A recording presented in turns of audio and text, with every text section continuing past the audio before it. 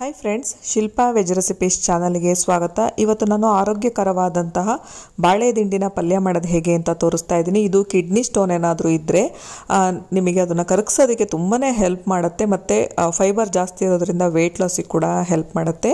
ಬನ್ನಿ ಹಾಗಿದ್ರೆ ಹೇಗೆ ಮಾಡೋದು ನೋಡೋಣ. ಫಸ್ಟು ನಾನು ಮಿಕ್ಸಿ ಜಾರಿಗೆ ತೆಂಗಿನಕಾಯಿ ತುರಿ ಹಾಕ್ಕೊಳ್ತಾ ಇದ್ದೀನಿ. ಜೊತೆಗೆ ನಾನಿಲ್ಲಿ ಸೂಜಿ ಮೆಣಸು ಅಂತ ಬರುತ್ತೆ ಅಥವಾ ಗಾಂಧಾರಿ ಮೆಣಸು ಅಂತ ಬರುತ್ತೆ, ಅದನ್ನು ಹಾಕ್ತಾ ಇದ್ದೀನಿ. ಸ್ವಲ್ಪ ಶುಂಠಿ ಮತ್ತು ಇಂಗನ್ನು ಹಾಕಿ ನೀರು ಹಾಕದೆ ಇದನ್ನು ರುಬ್ಕೊಳ್ತಾ ಇದ್ದೀನಿ. ಈಗ ನೆಕ್ಸ್ಟು ಬಾಳೆದಿಂಡನ್ನ ತೊಗೊಂಡಿದ್ದೀನಿ. ಇಲ್ಲಿ ಅರ್ಧದಷ್ಟು ಬಾಳೆದಿಂಡನ್ನ ಬಳಸಿಬಿಟ್ಟು ಮಾಡ್ತಾಯಿದ್ದೀನಿ. ಈಗ ನೀರು ಇಟ್ಕೊಂಡಿದ್ದೀನಿ ಮತ್ತು ಇದಕ್ಕೆ ನಿಂಬೆ ರಸನ ಹಾಕ್ಕೊಳ್ತಾ ಇದ್ದೀನಿ. ಒಂದು ಅರ್ಧ ಹೋಳಿಕೆಯಷ್ಟು ನಿಂಬೆ ರಸನ ಹಾಕ್ಕೊಳ್ಬೇಕು. ಇಲ್ಲಾಂದರೆ ಬಾಳೆದಿಂಡು ನಾವು ಹೆಚ್ಚಿದ ತಕ್ಷಣ ಕಪ್ಪಾಗ್ತಾ ಹೋಗುತ್ತೆ. ನಾವು ಇದನ್ನು ಹೆಚ್ಕೊಳ್ತಾ ನೀರಿಗೆ ಹಾಕ್ಕೊಳ್ತಾ ಹೋಗಬೇಕು. ಮತ್ತು ಇದರಲ್ಲಿ ನಾರಿರುತ್ತೆ, ಅದನ್ನು ಕೂಡ ತೆಗಿಬೇಕಾಗತ್ತೆ. ನಾನು ಫಸ್ಟು ಬಾಳೆದಿಂಡನ್ನ ಈ ರೀತಿ ಕಟ್ ಮಾಡ್ಕೊಳ್ತಾ ಇದ್ದೀನಿ. ಸೈಡ್ಸ್ ಎಲ್ಲ ಸ್ವಲ್ಪ ಕಟ್ ಮಾಡ್ಕೊಳ್ತಾ ಇದ್ದೀನಿ. ಆಮೇಲೆ ಬಾಳೆದಿಂಡು ಅಷ್ಟೇ, ತುಂಬ ನಾರಿರೋ ಅಂಥದ್ದು ತೊಗೊಂಡ್ರೆ ಪಲ್ಯ ಎಲ್ಲ ಮಾಡಿದಾಗ ಕಚ ಅನ್ನತ್ತೆ, ತಿನ್ನೋಕ್ಕೆ ಬೇಯೋದಿಲ್ಲ ಕೂಡ. ನೋಡಿಕೊಂಡು ಆರಿಸ್ಕೊಂಡು ತೊಗೊಳ್ಬೇಕಾಗತ್ತೆ. ಈಗ ನಾನು ಈ ರೀತಿ ನೋಡ್ತಾ ಇರ್ಬೋದು, ಈ ಥರ ರೌಂಡ್ ಶೇಪಲ್ಲಿ ಕಟ್ ಮಾಡ್ಕೊಳ್ತಾ ಇದ್ದೀನಿ ಫಸ್ಟು. ಈಗ ಇದರ ನಾರು ತೆಗಿಬೇಕು. ನೋಡಿ, ಈ ಥರ ನಾರಿರುತ್ತೆ. ಈ ಥರ ಬೆರಳಿನ ಸಹಾಯದಿಂದ ಈ ರೀತಿ ರೋಲ್ ಮಾಡಿದ್ರೆ ಸಾಕು, ಈ ಥರ ಸುತ್ತಬೇಕು. ಆವಾಗ ಅದ್ರ ನಾರನ್ನ ಈಸಿಯಾಗಿ ತೆಗಿಬೋದು. ಬೆರಳಿನ ಸಹಾಯದಿಂದ ಈ ರೀತಿ ಸುತ್ಕೊಳ್ತಾ ಹೋದರೆ ನಾವು ಸುಲಭವಾಗಿ ಇದರಲ್ಲಿರುವಂತಹ ನಾರನ್ನ ತೆಗಿಬೋದು. ಈ ರೀತಿ ನಾರು ತೆಗೆದುಬಿಟ್ಟೆ ನಾವು ಮಾಡ್ಕೊಳ್ಬೇಕು, ಇಲ್ಲಾಂದರೆ ತಿನ್ನೋದಕ್ಕೆ ಆಗೋದಿಲ್ಲ, ತುಂಬ ಕಷ್ಟ ಆಗುತ್ತೆ. ಇದು ತುಂಬ ಇಂಪಾರ್ಟೆಂಟು. ಬಾಳೆದಿಂಡು ನಾವು ಯಾವುದೇ ರೆಸಿಪಿ ಮಾಡ್ಬೋದು. ಬಾಳೆದಿಂಡಿಂದ ಮೊಸರು ಸಾಸಿವೆ ಮಾಡ್ಬೋದು, ಸಾಂಬಾರು ಮಾಡ್ಬೋದು, ಪಲ್ಯಗಳನ್ನು ಮಾಡಬಹುದು, ತುಂಬ ರೆಸಿಪಿಗಳನ್ನ ಮಾಡ್ಬೋದು. ಮತ್ತು ಬೋಂಡಾ ಬಜ್ಜಿ ಕೂಡ ಮಾಡಬಹುದು. ಆಲ್ರೆಡಿ ನಾನು ಸುಮಾರಷ್ಟು ರೆಸಿಪಿನ ಹಾಕಿದ್ದೀನಿ ನಾನು. ಈಗ ಸಣ್ಣದಾಗಿ ಕಟ್ ಮಾಡ್ಕೊಳ್ತಾ ಇದ್ದೀನಿ. ಸಣ್ಣದಾಗಿ ಕಟ್ ಮಾಡಿಕೊಂಡಷ್ಟು ಚೆನ್ನಾಗಾಗುತ್ತೆ. ಈಗ ಹೆಚ್ಚಿದ ತಕ್ಷಣ ನೋಡಿ, ನಾನು ನಿಂಬೆ ಹಣ್ಣಿನ ನೀರು ಇಟ್ಕೊಂಡಿದ್ನಲ್ಲ, ಅದಕ್ಕೆ ಹಾಕ್ಕೊಳ್ತಾ ಇದ್ದೀನಿ.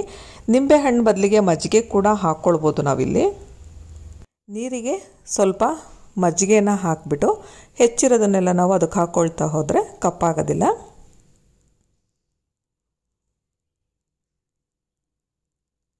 ಬಾಳೆದಿಂಡು ನಾರು ತೆಗೆಯೋದು ಒಂದೇ ಇದರಲ್ಲಿ ಸ್ವಲ್ಪ ಜಾಸ್ತಿ ಕೆಲಸ ಅನ್ಬೋದು. ಬಿಟ್ಟರೆ ತುಂಬ ಸುಲಭವಾಗಿ ಪಲ್ಯನ ಮಾಡ್ಬೋದು. ಹಾಗೆ ತಿನ್ನಲು ಕೂಡ ತುಂಬಾ ಚೆನ್ನಾಗಿರುತ್ತೆ, ಆರೋಗ್ಯಕ್ಕೆ ಕೂಡ ಒಳ್ಳೆಯದು.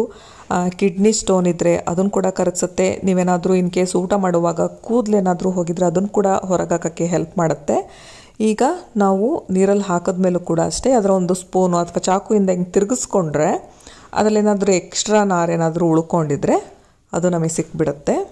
ನೋಡಿ, ಈ ರೀತಿ ನಾರನ್ನ ತಗೊಳ್ಬೇಕು. ಈ ಥರ ಒಂದು 2-3 ಸಲ ಮಾಡಿಕೊಂಡ್ರೆ ನಾರು ಕಂಪ್ಲೀಟಾಗಿ ಹೋಗುತ್ತೆ.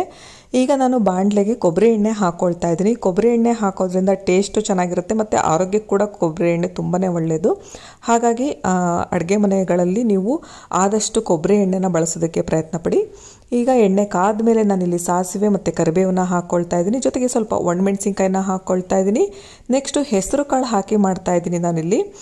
ಹೆಸರು ಕಾಳು ಯಾಕೆ ಹಾಕ್ತಾ ಇದ್ದೀನಿ ಅಂದರೆ ಬಾಳೆದಿಂಡು ತುಂಬ ಹೀಟ್ ಆಗಿರೋದ್ರಿಂದ ಹೆಸರು ಕಾಳು ಹಾಕೋದ್ರಿಂದ ಬ್ಯಾಲೆನ್ಸ್ ಆಗುತ್ತೆ ಅನ್ನೋ ರೀಸನಿಂದ, ಮತ್ತು ಟೇಸ್ಟು ಕೂಡ ಚೆನ್ನಾಗಿ ಅನಿಸುತ್ತೆ. ಹೆಸರು ಕಾಳನ್ನ ಸ್ವಲ್ಪ ಹುರಿದಾದ್ಮೇಲೆ ನಾನು ಬಾಳೆದಿಂಡು ಏನು ಇಟ್ಕೊಂಡಿದ್ದೆ ಅದನ್ನು ನೀರು ತೆಗೆದುಬಿಟ್ಟು ಹಾಕ್ಕೊಳ್ತಾ ಇದ್ದೀನಿ. ಈಗ ಸ್ವಲ್ಪ ಎಣ್ಣೆಯಲ್ಲಿ ಫ್ರೈ ಮಾಡಬೇಕು. ಸ್ವಲ್ಪ ಎಣ್ಣೆಯಲ್ಲಿ ಫ್ರೈ ಮಾಡಿದ್ಮೇಲೆ ನೀರು ಹಾಕಿ ಬೇಯಿಸ್ಕೊಳ್ಬೇಕಾಗತ್ತೆ. ಕಡಲೆಕಾಳನ್ನ ಬೇಯಿಸ್ಬಿಟ್ಟು ಅದನ್ನು ಕೂಡ ಹಾಕಿ ಮಾಡ್ಕೊಳ್ಬೋದು, ಅದು ಕೂಡ ಟೇಸ್ಟ್ ಚೆನ್ನಾಗಿರುತ್ತೆ. ಈಗ ಫ್ರೈ ಆಗಿದೆ. ನಾನೀಗ ಸ್ವಲ್ಪ ಇದಕ್ಕೆ ನೀರು ಹಾಕ್ಕೊಳ್ತಾ ಇದ್ದೀನಿ. 1 ಲೋಟದಷ್ಟು ನೀರು ಹಾಕ್ಕೊಂಡ್ರೆ ಸಾಕು. ನೀರು ಹಾಕಿದ್ಮೇಲೆ ಮಿಕ್ಸ್ ಮಾಡಿ ಇದನ್ನು ಮುಚ್ಚಿಬಿಟ್ಟು ಸ್ವಲ್ಪ ಹೊತ್ತು ಬೇಯಿಸಬೇಕು. ಬಾಳೆದಿಂಡು ಹೆಸರು ಕಾಳು ಎರಡೂ ಬೇಯಬೇಕು. ಬಾಳೆದಿಂಡು ಏನಾದರೂ ಸರಿಯಾಗಿ ಬೇಯಲಿಲ್ಲ ಅಂದರೆ ತಿನ್ನುವಾಗ ಕಚ ಅನಿಸುತ್ತೆ, ಸರಿ ಅನಿಸಲ್ಲ. ಹಾಗಾಗಿ ನೋಡ್ಕೊಳ್ಬೇಕು, ಚೆಕ್ ಮಾಡ್ಕೊಳ್ಬೇಕು ಬೆಂದಿದೆಯೋ ಇಲ್ವೋ ಅಂತ. ನೋಡಿ, ಹೆಸರು ಕಾಳು ಬಾಳೆದಿಂಡು ಎರಡು ಕೂಡ ಬೆಂದಿದೆ. ಈಗ ನಾನು ಇದಕ್ಕೆ ಉಪ್ಪು ಹಾಕ್ಕೊಳ್ತಾ ಇದ್ದೀನಿ. ಉಪ್ಪು ಹಾಕಿ 1-2 ನಿಮಿಷ ಮತ್ತೆ ಬೇಯಿಸ್ಕೊಳ್ತಾ ಇದ್ದೀನಿ.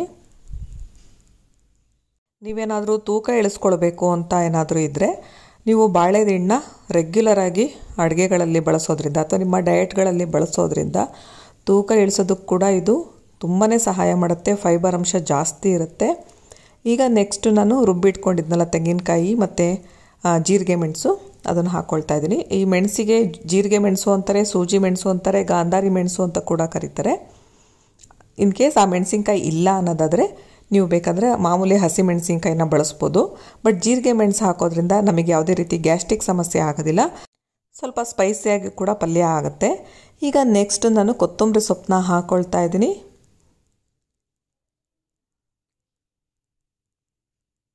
ನಾನಿಲ್ಲಿ ಜಾಸ್ತಿ ಕ್ವಾಂಟಿಟಿ ಮಾಡ್ತಾ ಇಲ್ಲ, ಒಂದು ಇಬ್ಬರಿಗೆ ಅಳತೆಯಲ್ಲಿ ಮಾಡ್ತಾ ಇದ್ದೀನಿ.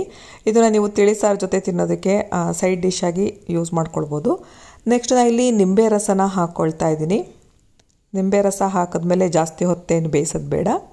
ಇದನ್ನು ಅನ್ನದ ಜೊತೆ ಹಾಗೆ ಬಿಸಿ ಬಿಸಿ ಅನ್ನದ ಜೊತೆ ಇದನ್ನು ಹಾಕೊಂಡು ಕಲಿಸ್ಕೊಂಡು ಕೂಡ ತಿನ್ಬೋದು, ಅಥವಾ ಹಾಗೆ ಕೂಡ ತಿನ್ಬೋದು, ಅಥವಾ ತಿಳಿ ಸಾರು ಜೊತೆಗೆ ಸೈಡ್ ಡಿಶ್ ಆಗಿ ಕೂಡ ಬಳಸ್ಬೋದು. ಈಗ ನೋಡ್ತಾ ಇರ್ಬೋದು ರುಚಿಯಾಗಿರೋಂತಹ ಬಾಳೆ ದಿಂಡಿನ ಆರೋಗ್ಯಕರವಾದಂತಹ ಪಲ್ಯ ರೆಡಿಯಾಗಿದೆ. ನೀವು ಕೂಡ ಒಮ್ಮೆ ರೆಸಿಪಿನ ಮಿಸ್ ಮಾಡದೆ ಟ್ರೈ ಮಾಡಿ. ನಿಮಗೆಲ್ಲ ಈ ವಿಡಿಯೋ ಇಷ್ಟ ಆಯಿತು ಅಂದರೆ ಲೈಕ್ ಮಾಡಿ, ಶೇರ್ ಮಾಡಿ ಹಾಗೂ ಸಬ್ಸ್ಕ್ರೈಬ್ ಮಾಡಿ. Thank you friends.